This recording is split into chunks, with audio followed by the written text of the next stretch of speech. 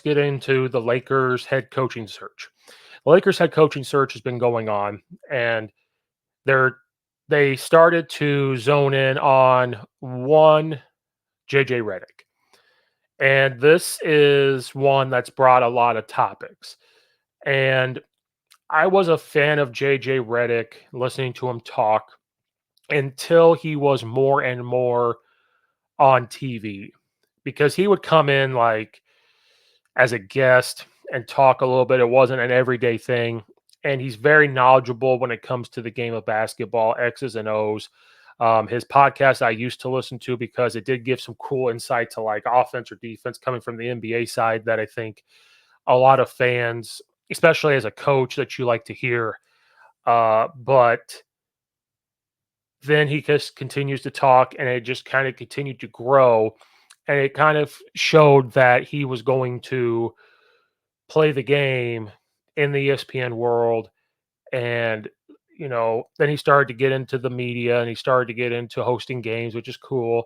But then it just started to become unbearable and started to say things just to get people to look at him and start, kind of like the Stephen A. Smiths of the world, what he turned into, um, the Skip Baylesses of the world and stuff like that.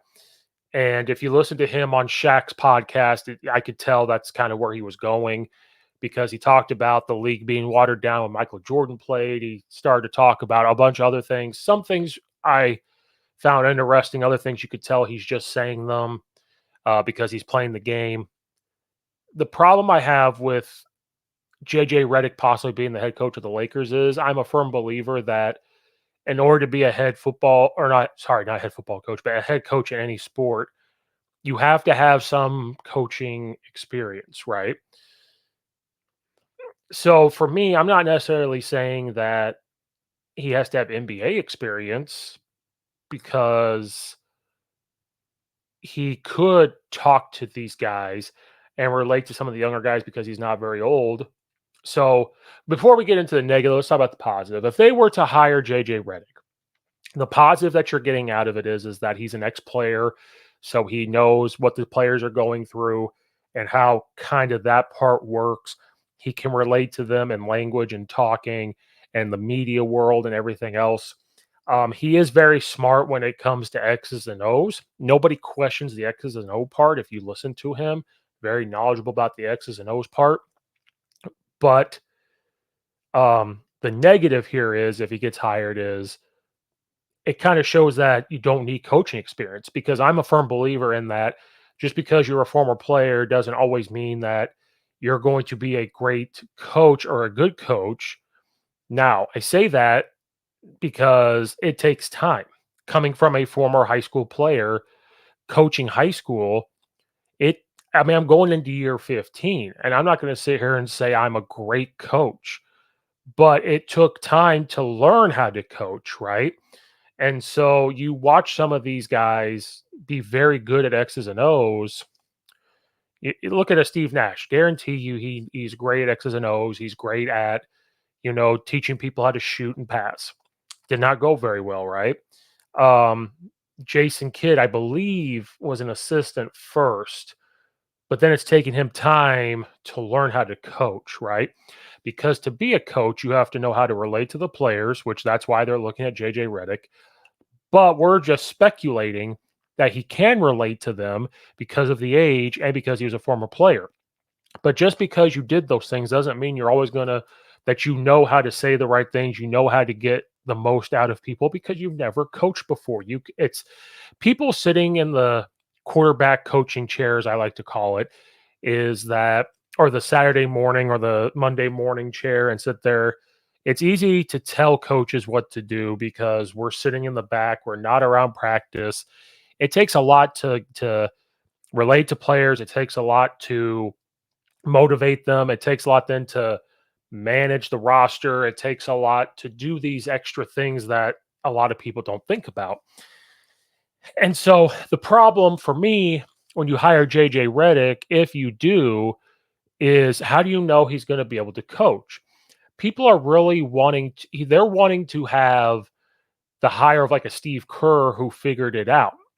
And there's always an exception to every rule, no matter what every rule we have in this life. So you are going to be able to hit a home run hires now. But even like a Phil Jackson coach before he got to the Bulls, and people forget he was an assistant on the Bulls before he became the head coach of the Bulls, right? And so to me, you're going to take a big risk. And then the biggest risk and the biggest problem we're going to have here is that he starts a podcast with LeBron James, and now all of a sudden he is looked at as the head coach for the Los Angeles Lakers, where LeBron is on the team. And so this could cause some turmoil in the locker room because JJ is in the media. He's going to have his podcast. So when he goes to if he becomes the head coach of the Lakers, I think one of the questions for them would be, are you going to focus on your podcast more than the team? Because we want to win championships. How are you going to interact with LeBron? Because now you two have a podcast. Is he going to get favorable, like different treatment than everybody else? And then if you're JJ Reddick, does this affect any type of relationship you have with LeBron James? Because now you're the guy that's going to be yelling and doing these other things. So to me, it all looks kind of funny, right? Starts a podcast with LeBron, and then all of a sudden is interviewed to possibly be the head coach. So that was my issue. Well, then a report comes out that they are now targeting Dan Hurley, who is the head basketball coach of the UConn men's college basketball team, who was back-to-back national championships. His family is known for coaching. He's been coaching for a long time. They are zoning in on him. There is also positive and negatives to this.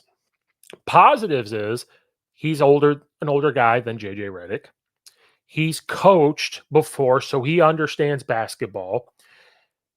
And because of the way college basketball and the college sports world is working, he already has to roster manage anyway. So if he comes to an NBA team, now he's already done it. He can come in and understand roster management a little bit, trying to keep players there and everything else, dealing with what he's dealing with in college.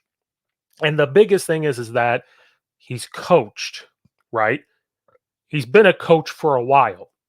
So he understands the X's and O's. He understands the motivational side. He understands the hard conversation parts that he has to have. He understands all of that. The negative is, can coaching in college translate to the NBA? A couple of the college coaches that's done this sometimes doesn't translate. We've seen it in football. We've seen it in basketball. So that's the risk that you're going to take if you go to Dan Hurley. And if you go to Dan Hurley, is that not the sexy hire, right? The Los Angeles Lakers being in California, they always look at like the sexy hires, right?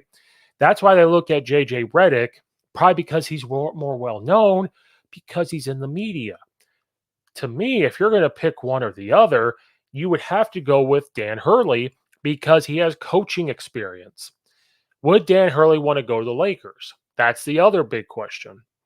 You have something good going for UConn, but the college landscape continues to change because now you're dealing with the transfer portal still and the name, image, and likeness and this wild, wild west that we have, and constantly never knowing who's going to stay, who's going to go to replace them. You're now not developing teams from a younger spot like we used to develop freshmen. They stay forever. And then now you're getting this media rights deal where Power Fives are going to be able to pay players. And so for like a UConn, for football, they're not in a Power Five. Basketball will be interesting to see because when you talk about blue bloods, UConn is probably a basketball blue blood in the sense. And so how is the pay going to work? Is more money going to go to the football teams? But at UConn, because they're not Power Five, they're not getting money. So it's just this constant change that they never seem to know. And if he goes to the NBA, at least there is consistency because now you're dealing with agents and contracts and stuff like that. You already have the TV deals. You already have this.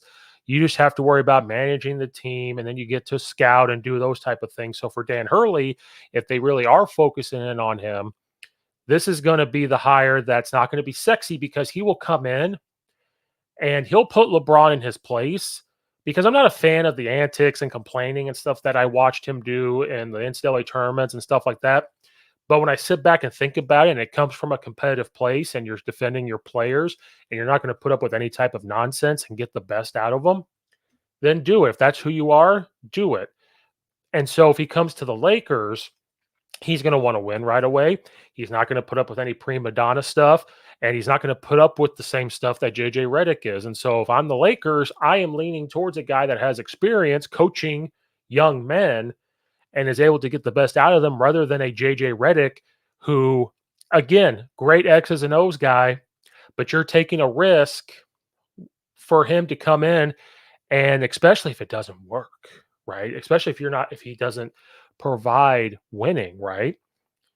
If I'm JJ Reddick and I don't get this job and you do want to be a head coach, I'm sorry, you may have to go be an assistant to put that on your resume. So then the next time you interview, you're able to say, okay, here's where the gaps in my knowledge were from the coaching side of things.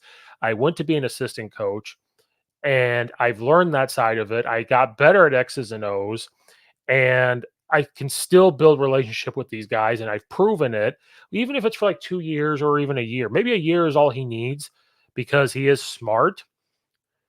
And so the Lakers do have a decision to make of taking the risk or taking the side where you've seen him coach, you understand what he does, and interviewing him, you would be able to stand there and say, okay, he understands X's and O's, he understands what to do to try to win, and he's proven that he's a winner.